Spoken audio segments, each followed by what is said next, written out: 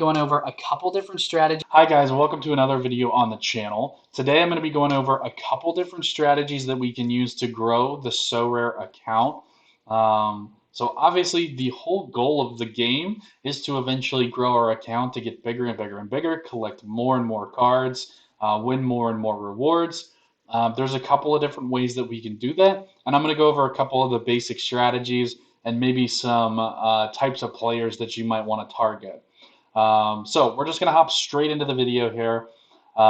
If you are new to the channel and you're interested in becoming part of Sorare, and you're trying to figure out how everything works, I just started a series on Sorare tutorials, so definitely go ahead and look at those. Also subscribe to the channel. I'll be coming out with more videos as we go along here.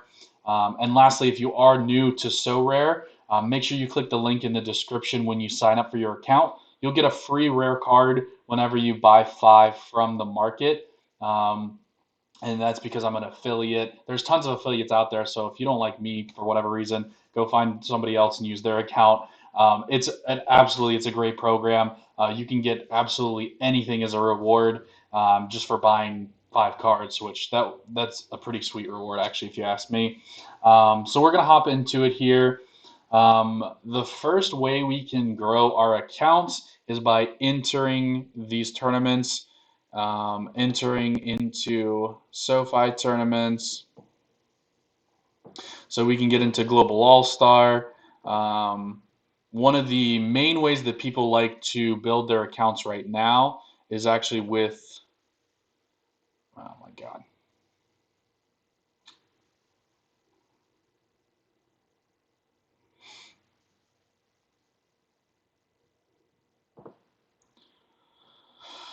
Oh, jeez.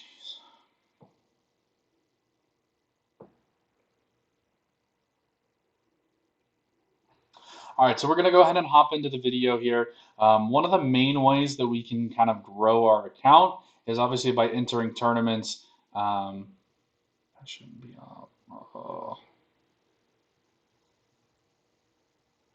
So we're going to go ahead and hop into the video now. Jesus. We're going to go ahead and hop into the video. There's a couple different ways that we can obviously grow the account. First and foremost, so we can enter into tournaments.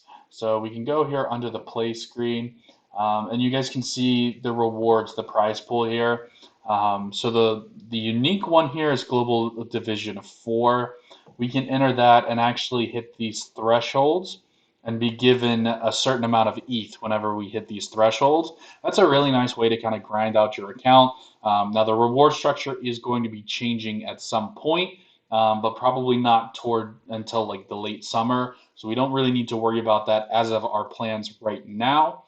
They are going to be capping this. This will be 30 and this will be 15. So soon those rewards are going to come down a little bit, but still a decent way to kind of grind it out, get a little bit of ETH in your account and kind of get started. Now, if we're just trying to hit these thresholds, we can be a little bit cheaper on our selections of players. If we're going for these like top 130, if we're going for these bigger rewards here, we're going to need a bigger budget. It's very difficult to find budget players that are either fringe starters or maybe starters that aren't playing all that well. It's very difficult to get 5 of those guys into a team and actually build a team that can challenge for those top rewards, because guys have Mbappe and Ronaldo and all these incredible players, and some of the bigger accounts combine 5 of these players, and their lineups are going to be solid. So you're going to have to compete at the highest level if you're trying to go for those top rewards. Not really something that you could do with a budget team, in my opinion. The budget team is more for grinding out that ETH, and grinding out those 200 point threshold, the 250 point threshold. That's really more where you're going to get some value from a budget team. So don't try to enter a whole bunch of budget teams into a whole bunch of tournaments and think you're going to win rewards. If you're going to enter a team and go for prizes, make sure you have really good players that you expect to perform really, really well. They don't have to perform well every single week, but they do have to have that max ceiling where if they have their best game, you're going to hit the rewards. Um, so that's kind of one strategy that we could potentially try to target. We could try to get in to the actual fantasy style game here. Another thing that we could try and do is try and flip players. So we can buy people either off the transfer market or off new signings that are a little bit undervalued, and we can try to flip those guys for profit. Um, so that's something that I've been kind of getting more into as I figure out what players are really necessary to go on and win tournaments. Those are the ones that you want to try to flip. So since that's kind of what I'm doing, I'll show you a little bit of my gallery. So a guy like Eric Godoy, right? So you can see his last 5 games, he's averaged to 66. He's a very good player. He's a starter for Vancouver, but he's currently injured. So his price has been very, very low. You can see he didn't play in their season opener, even though he's been very good when he's been playing. So his price is very low because he's not playing right now. No one can earn a reward with him at this point in time. So what I'm banking on, I'm going to pick him up. I actually got him at a really decent price anyway, but I'm going to pick him up. I'm going to hope the market takes an upturn whenever he comes back from injury in a week or two, and he starts to put up numbers that can potentially win people rewards. That's when I'm going to be flipping him, trying to make a profit. So that's one example of a player that you can target, a starter that's currently hurt, that's going to be back in a couple weeks. Sometimes their prices will dip a little bit. You can take advantage of that.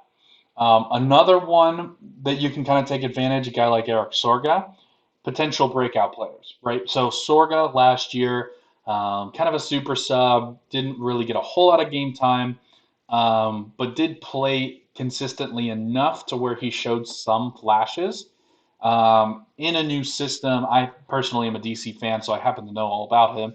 In a new system, he could have a breakout season. So I'm going to pick up Eric Sorga for pretty cheap.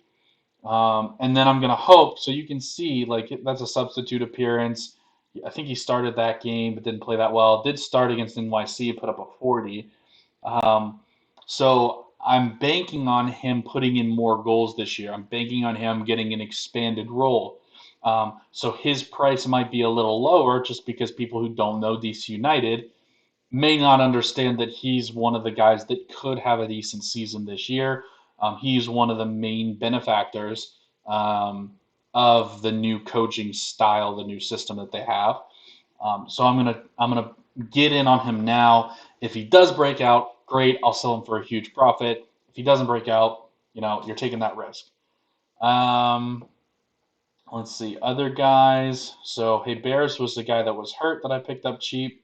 Steve Birnbaum is a guy that was hurt that I picked up cheap. Um, Trying to think who else. Amuzu is a decent pickup.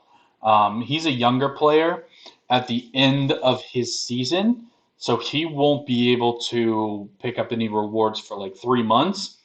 This is a little bit of a longer term hold. I just really liked the price on Amuzu. He's a starter for Anderlecht at 20 years old.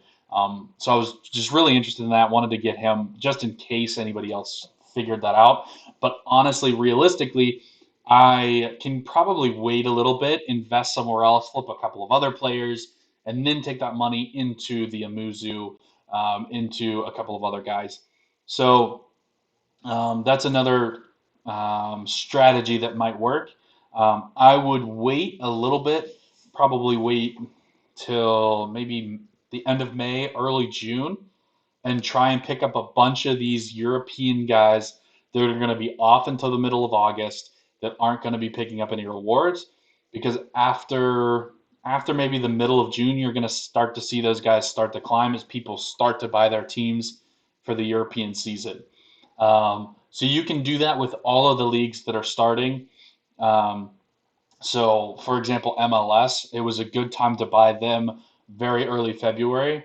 And then as people bought and bought and bought and bought and bought, going into the season, their prices went up and up and up and up, and now they're kind of at a peak where now every week that goes by, they're playing another game, so their utility kind of goes down a little bit.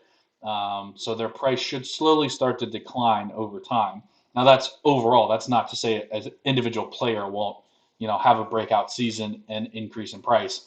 But generally, you're going to see the peak of prices just because you get the most utility during the first like month or two of the season. So you buy, 2, 3 months ahead of the season, and then you sell once you get, maybe a month into the season. It's a 3 month flip. Pretty safe, honestly. Most guys, as long as they're starting and playing, should go up. So obviously you want to target specific guys when you do that, but a very decent way to be able to flip and make a few dollars that way. Um, other Other ones, so a guy like Croupeau, so he's, I guess, kind of going back to um, the injury strategy as well, which is one that I'm kind of big on. Croupeau broke his hand last year, didn't play at all, but he's the starter coming back. He's Canadian national team goalkeeper, so I picked him up at what I thought was a pretty decent price. He looks to be working out beautifully so far, so I picked him up for $666.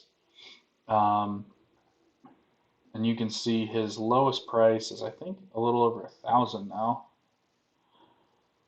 I'm actually still holding him just because I think he could be even better. Oops,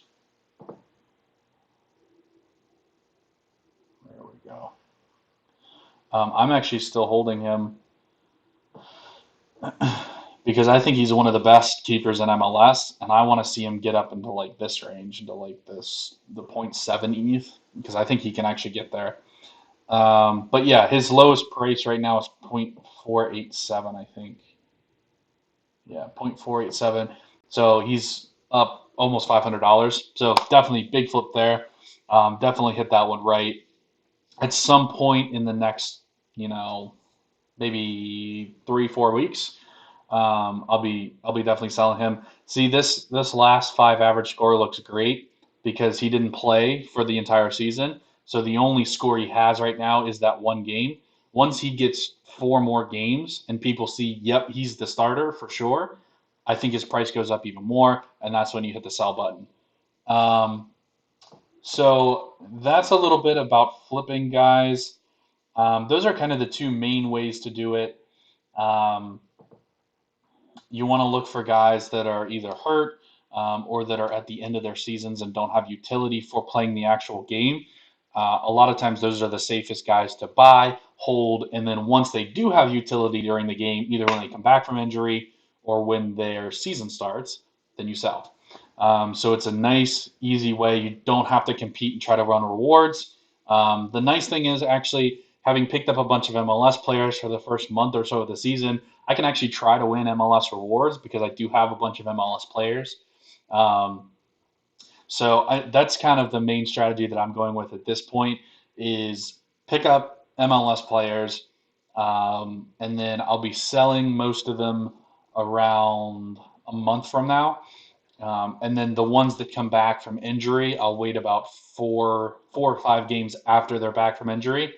That's kind of when I'm targeting to sell most of those guys. And then I'll be picking up. So right now you can see I actually just sold Luciano Acosta for 0.275, which was a nice big profit for me. So I've got a little bit of budget to play with. I'm going to be looking for more guys that are hurt, or I might start looking at some guys in Europe that are going to be coming back next year that I can kind of buy now and hold and flip them a little bit later on. Just trying to grind out and flip a little bit of ETH that way. So that's really it for this one. The two main ways to kind of grind out a better account for yourself and kind of grow your account. Um, Definitely by flipping, and then also if you do have the big budget and you want to go for rewards, by all means, if you hit those rewards, they're amazing. So you can grow very quickly if you do have a large account and you can really go for those rewards. That's pretty much it for the video. If you have any questions about how to fund your account, I did make a video about that as well. So I'll link that right here for you guys so you can watch that. If you're new to the channel, please subscribe. It really helps me out. Like the video. Leave me any comments that you have. If you want to see any other videos, if you have any questions about different strategies that you can try, or if you have any ideas of other strategies that may work, definitely leave a comment. Let me know. Follow on Twitter at MLS Card Guy. I'm always available on there. But until the next time, Vamos United.